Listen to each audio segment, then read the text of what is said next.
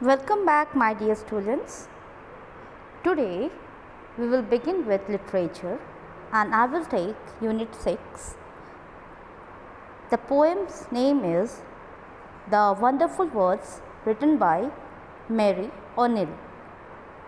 Let's see what is the poem all about.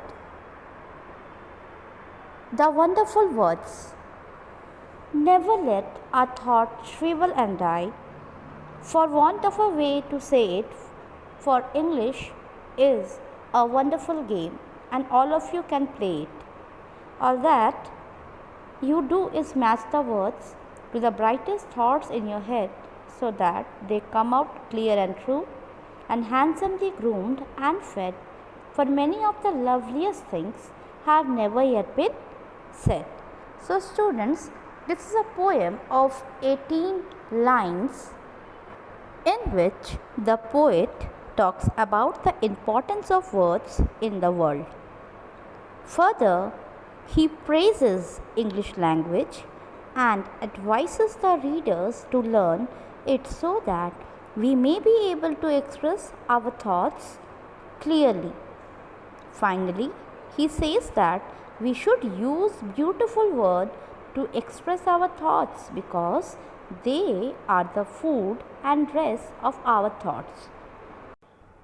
So students, in the first stanza, the introductory 4 lines, never let a thought shrivel and for want of a way to say it, for English is a wonderful game and all of you can play it. The poet advises here to the readers to never let a thought shrivel and die, means he doesn't want to make it worthless and he doesn't want to somebody should forget it.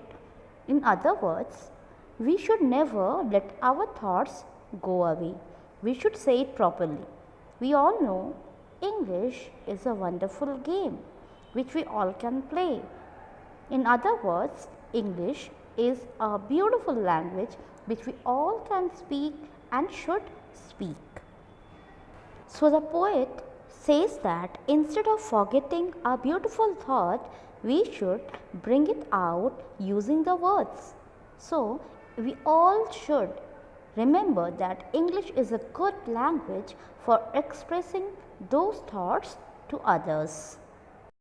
The second stanza of the poem goes as, all that you do is match the words to the brightest thoughts in your head so that they come out clear and true and handsomely groomed and fed, for many of the loveliest things have never yet been said. In this stanza, the poet informs the readers to say or for expressing what is in their minds. They should match the most relevant words to the brightest, that is, the most beautiful thoughts in their mind. In other words, if I say, we should find the most suitable words for our thoughts. This way, they will come out of our mouths very clear and very true. They will be handsomely groomed, that is, they will be said with good words and gestures. The persons listening to you will be able to understand our words and also feel good by our sweetness. The poet also says that we often fail to say many beautiful and amazing things because we don't know the words to express them. Hence, we should learn as many words as possible so that we may be able to express those beautiful things to the world instead of letting them go. Let's now proceed to stanza 3, that is, words are the food and dress of thought. They give it its body and swing, and everyone's longing today to hear some fresh and beautiful thing. But only words can free a thought from its prison behind your eyes. Maybe your mind is holding now a marvelous new surprise. Let's understand the stanza 3. According to Mary O'Neill, the words are the food and the dress of our thoughts.